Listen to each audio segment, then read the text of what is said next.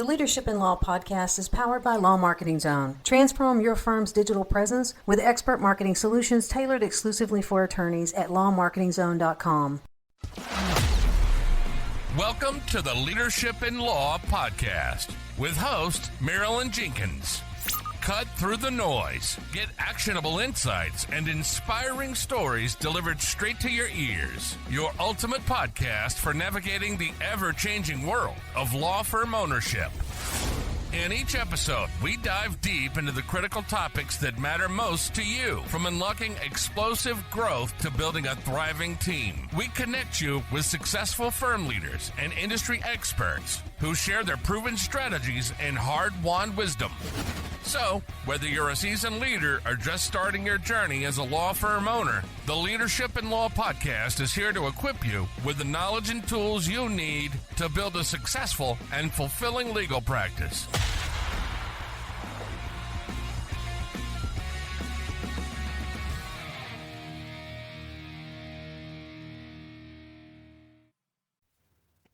Welcome to another episode of the Leadership in Law podcast. I'm your host, Marilyn Jenkins. Please join me in welcoming my guest, Joshua Colangelo-Bryan, to the show today. Joshua is a special counsel at Human Rights First and a leading voice in impact litigation and international human rights advocacy. For more than 2 decades, Joshua has worked at the intersection of law, democracy, and human dignity, representing Guantánamo detainees, conducting human rights investigations in conflict zones like Yemen and Syria, and holding governments accountable through landmark litigation. In his career, he served with the United Nations mission in Kosovo, working on the prosecution of war crimes. He has testified before Congress, written for major publications including The Washington Post and The Guardian, and spoken widely about Guantánamo and international law.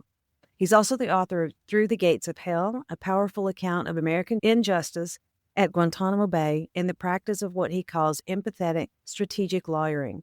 Today, we're exploring that work and the reality of Guantánamo in 2026 and what justice looks like when the law operates under extreme conditions. I'm excited to have you here, Joshua. Welcome. Thank you so much. It's great to be with you. Awesome. Very impressive bio. Tell us a little bit about your leadership journey and what brought you here. I spent many years at a fairly large commercial law firm, but created a niche for myself that let me do a very substantial amount of work on pro bono matters. Through that, I got to do cases and non-litigated matters relating to a range of civil rights and human rights issues. And I always tried to bring along kindred spirits at the firm to join me in those efforts.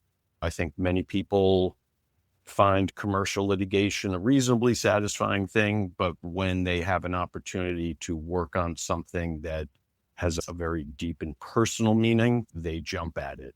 After many years of doing that, about 12 months ago, I joined Human Rights First to focus entirely on public interest matters, working with young lawyers in a variety of contexts to bring them into this kind of work as well.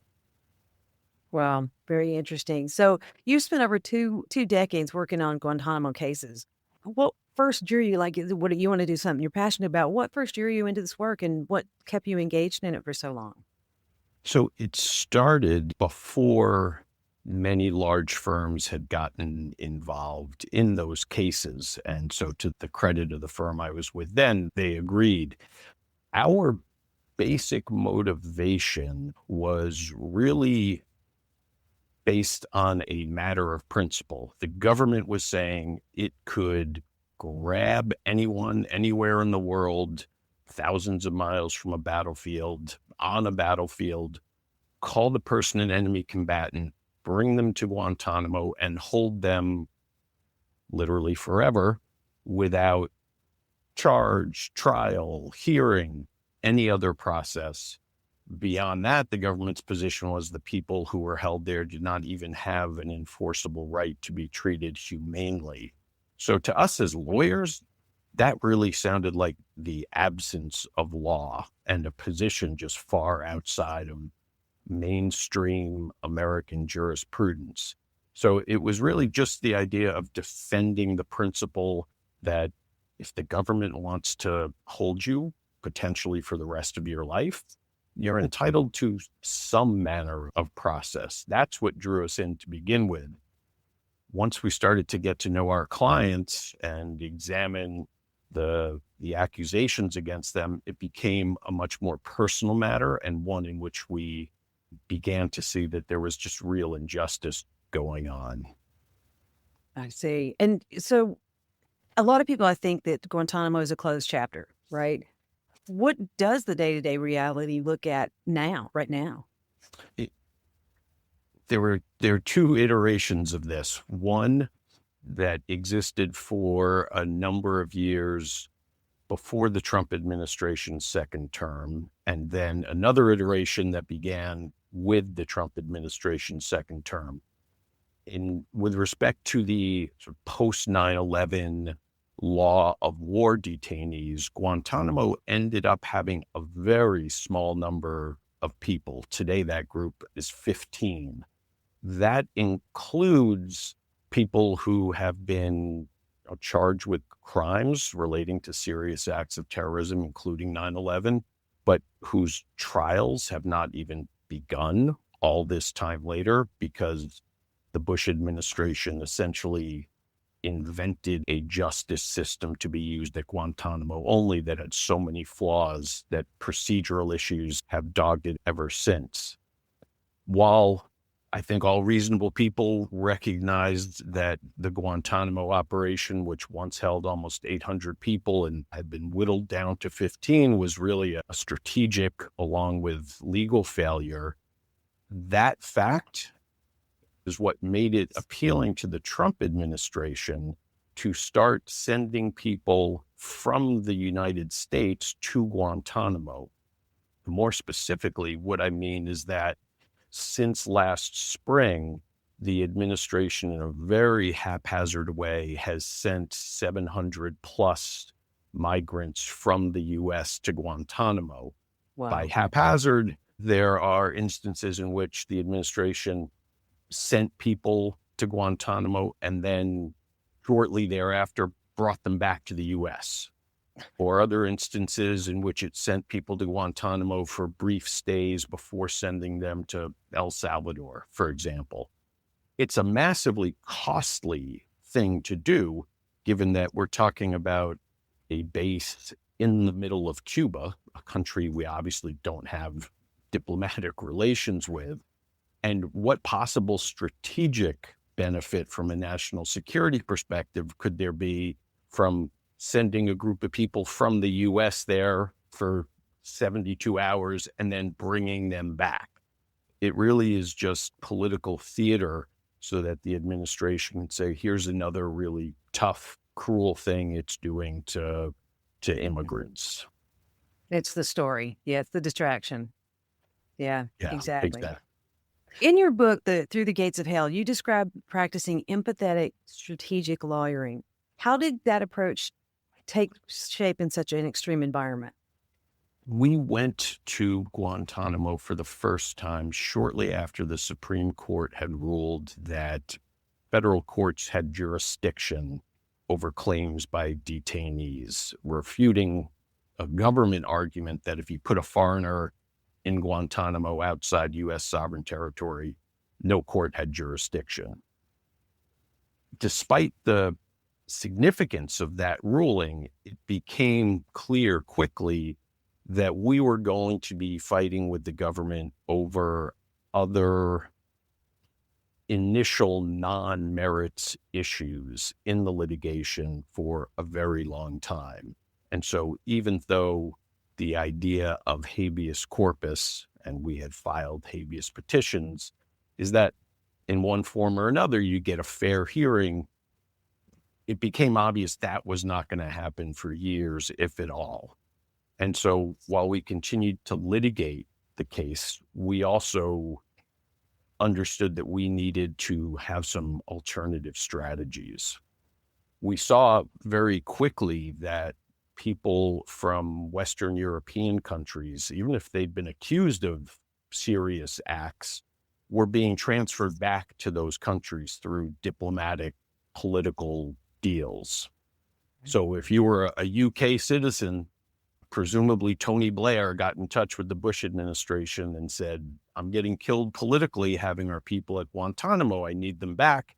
Lo and behold, they all went back. Our clients were from Bahrain and Saudi, which obviously aren't Western European countries, but they have been critical allies of the U.S. So we said, why can't this happen for our clients who, in fact, are not accused even of taking action against the U.S.?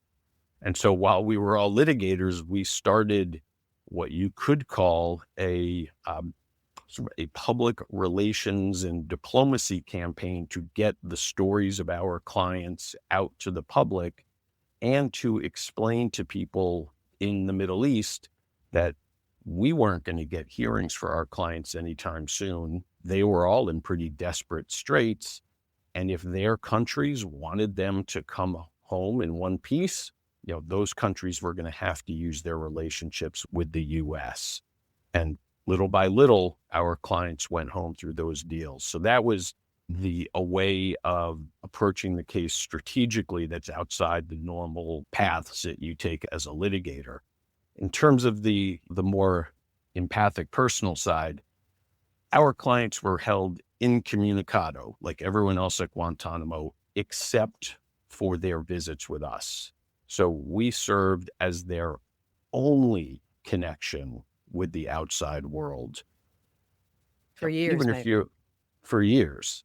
And so even if you're representing someone who's been convicted and sentenced to a long term in prison in the U.S., as a general matter, that person will have family visits and letters and television and news.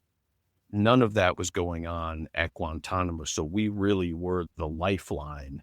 And in particular, there was one client with whom I developed a very close relationship, not an absolute friendship, which is really the centerpiece of the book. And I don't think you could be an effective lawyer in that context without being able to develop some relationships with people who otherwise were utterly starved for that kind of contact. So the client Jabber, who I describe in the book, our relationship, he would often talk about how he would get this glimmer of hope when I came down to the base to see him, and he would fight to keep that alive until my next visit, which isn't because I'm some amazing person to sit down and talk with, but I was the only human being other than guards and other staff who he didn't trust who had any kind of interaction with him. Wow. So it was a very unusual and probably close to unique in the literal sense of the word situation to be doing lawyering in. That is very interesting. Is Guantánamo the only place that in an American basis or whatever that works outside these legal norms?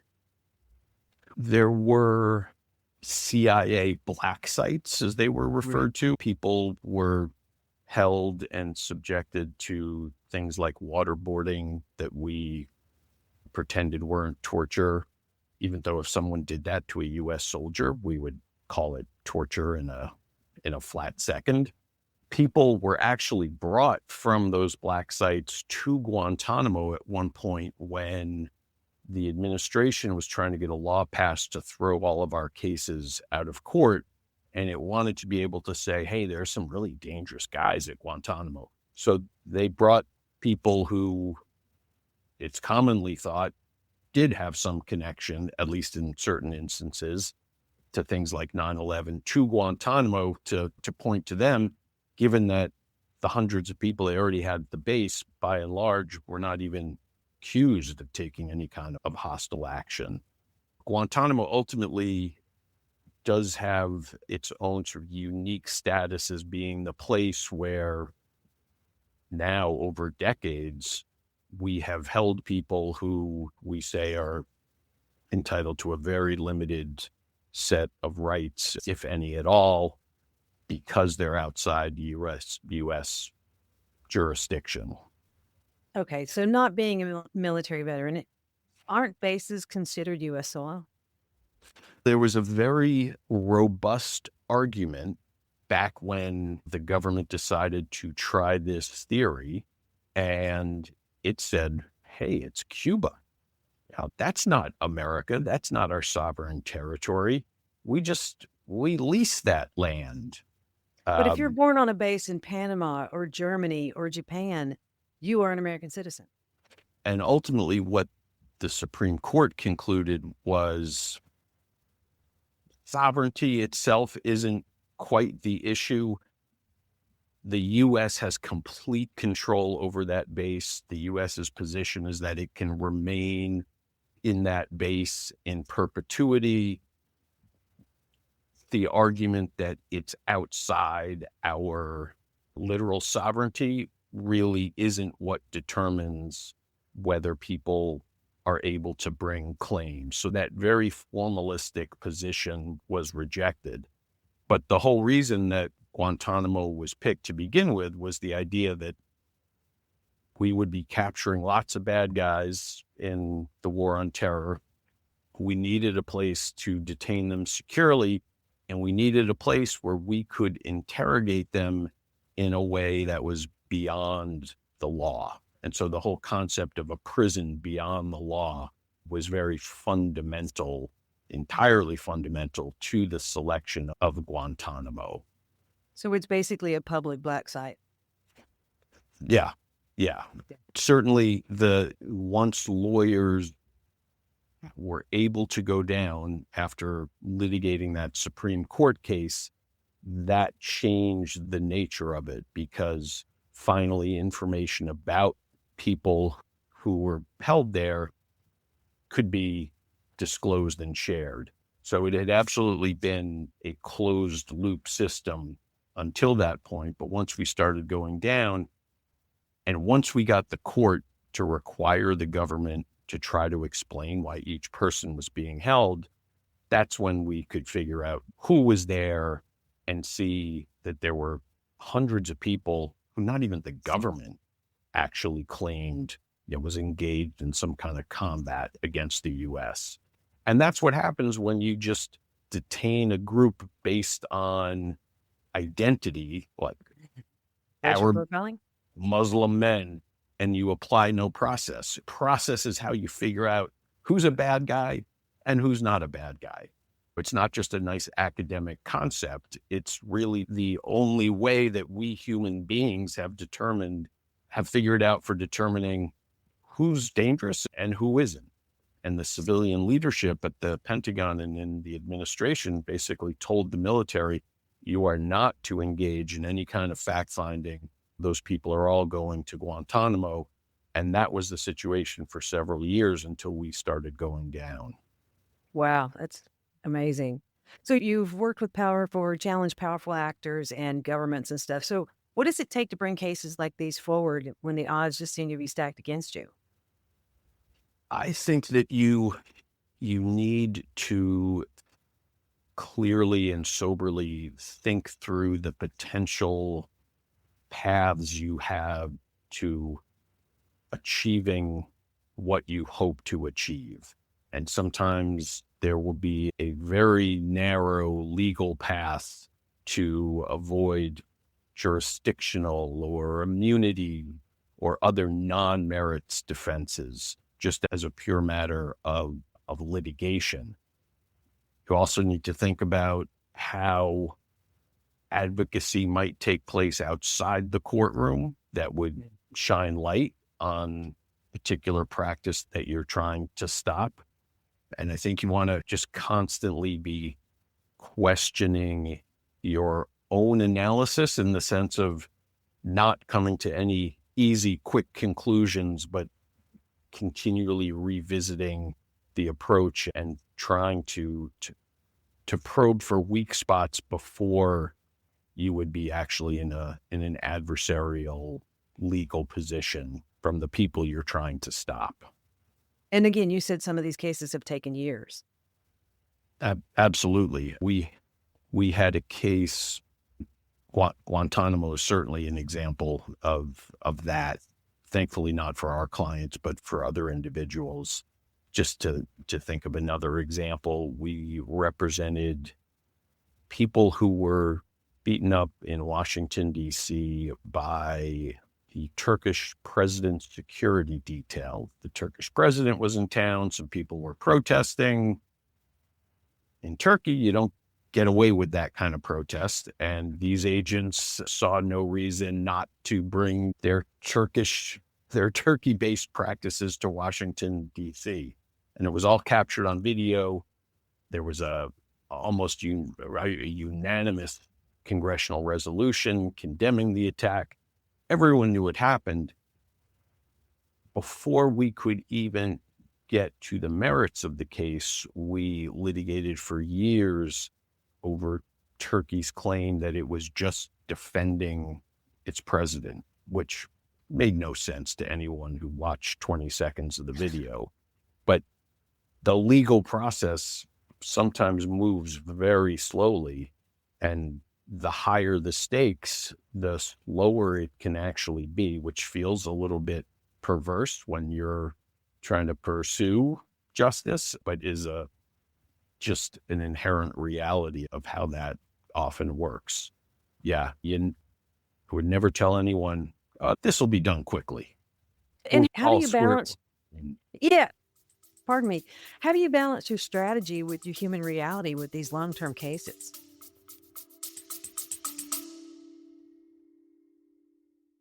Hey, lawyers, are you losing cases to firms online that aren't even better attorneys than you? They're just better at marketing? Most law firms are nearly invisible online. If you're not showing up in the Google Map pack, if your ads aren't converting, or if you're constantly waiting on referrals, you're leaving money on the table. At Law Marketing Zone, we've helped clients go from 0 to over 20 cases a month, and we put our top strategies into a quick, free checklist, the Law Firm Marketing Fix. 10 ways to stop losing clients online. Download it right now for free. You'll discover the biggest mistakes most firms are making and how to fix them fast. Then, if you're ready, book a free strategy call and we'll walk through the gaps in your current marketing. Don't wait for referrals. Start attracting your ideal clients today. Click to get the checklist now.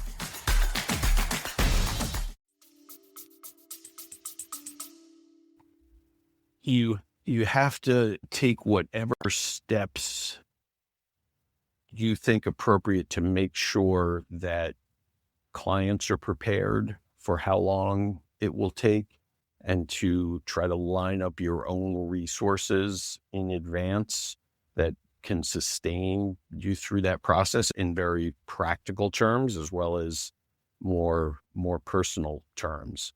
I think the understanding at the outset that there are very few quick victories is probably the key thing, so that everyone's expectations are realistic and your planning can be realistic.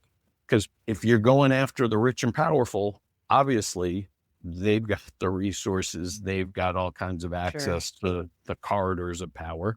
Those are the biggest fights, the biggest slogs, and you need to put that into your calculus from the very beginning. Understand. Wow. So you've worked with some big powers in the Middle East and that sort of thing. How do those global experiences help you inform your view of the U.S. actions in Guantánamo? It was interesting to see various countries that are universally known as human rights abusing governments point to what the U.S. was doing at Guantánamo to say, wait, we know that the U.S. is the global purveyor of justice.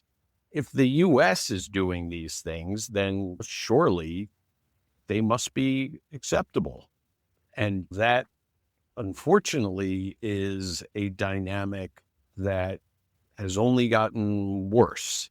And when I say only gotten worse, I'm thinking of our sojourn into Venezuela to grab a person who, Lord knows, you wouldn't want him running your country, but in a way that no reasonable person believes was legal. The U.S. obviously even at during its periods when it respected human rights the most, was not flawless in any respect. But when the U.S. openly violates international law and international norms, that only helps bad actors around the world justify what they're doing as well. Yeah, like a little kid says, you started it. Waterboarding is not illegal. Attacking a country that is not a threat to you, that's not illegal. Oh, okay. Then we'll play by those rules too. Yeah, it opens a lot of doors. That's true. Let's see. So looking ahead, what changes do you think political, legal, or cultural give you the most hope that we can finally move closer to justice? So far, it does seem that even at this moment in U.S. history, our court system, particularly at the lower levels, is functioning, even in the face of very unusual conduct and very unusual litigation practices by the U.S. administration. That is one of the things that I try to hold on to when otherwise it feels like the justice system that I thought I based my career on being a part of is at risk. And it's been very good to see that some standards we all thought were accepted are still being required by judges, particularly at the district court level. And I suppose I otherwise hope that people who maybe are not paying as much attention as they might start to look at various practices of the current administration to see the human harm that's being caused and the way in which the administration is undertaking activities that have no legitimate benefit, whether it's from a national security perspective or otherwise. The amount of money we have spent mobilizing law enforcement to conduct raids against people who are not criminals in any sense, and it's preposterous from a safety, from a national security perspective. So I hope that becomes increasingly clear to people, even if those people perhaps aren't used to thinking about things in terms of rule of law or human rights, just looking at the human consequences and the fact that we are doing so much of this stuff just as theater, sending armored cars into lower Manhattan to arrest guys who are selling counterfeit Yankee hats. I guess that protects the Yankees' intellectual property. Certainly doesn't make any New Yorker feel safer, because no New Yorker has ever felt their safety was being threatened through the sale of a bootleg Yankee hat. And that's just one tiny example. Thank you so much. This has been a great show, Joshua. It's been so interesting. I know my listeners may want to connect with you, obviously get your book. Where would be the best place for them to connect with you? The Human Rights First website has lots of information about the work that we do as an organization. I'm not very good at social media. LinkedIn and Instagram are places that I try to put some updates on in terms of what we're doing. And the book can be ordered through Barnes & Noble, Amazon, a number of other options. Probably the easiest way to see all those options is if you go to the Simon & Schuster website and plug in Through the Gates of Hell. And I do want to all of that. I do just want to emphasize to people that it's a book about Guantánamo. There are a lot of national security and legal issues, but at the core, it's really a relationship story about two people who became friends under very unlikely circumstances. And it sounds like you do just amazing work. I really appreciate your time today. Thank you for being on the show. Oh, thanks very much for having me. Great to talk to you. Thanks for joining me today for this episode. As we wrap up, I'd love for you to do two things. First, subscribe to this podcast so you don't miss an episode. And if you find value here, I'd love it if you would rate it and review it. That really does make a difference in helping other people to discover this podcast. Second, you can connect with me on LinkedIn to keep up with what I'm currently learning and thinking about. And if you're ready to take the next step with a digital strategist to help you grow your law firm, I'd be honored to help you. Just go to lawmarketingzone.com to book a call with me. Stay tuned for our next episode next week. Until then, as always, thanks for listening to Leadership in Law Podcast, and be sure to subscribe wherever you listen to podcasts so you don't miss the next episode. Thanks for joining us on another episode of the Leadership in Law Podcast. Remember, you're not alone on this journey. There's a whole community of law firm owners out there facing similar challenges and striving for the same success. Head over to our website at lawmarketingzone.com. From there, connect with other listeners, access valuable resources, and stay up to date on the latest episodes. Don't forget to subscribe and leave us a review on your favorite podcast platform. Until next time, keep leading with vision and keep growing your firm.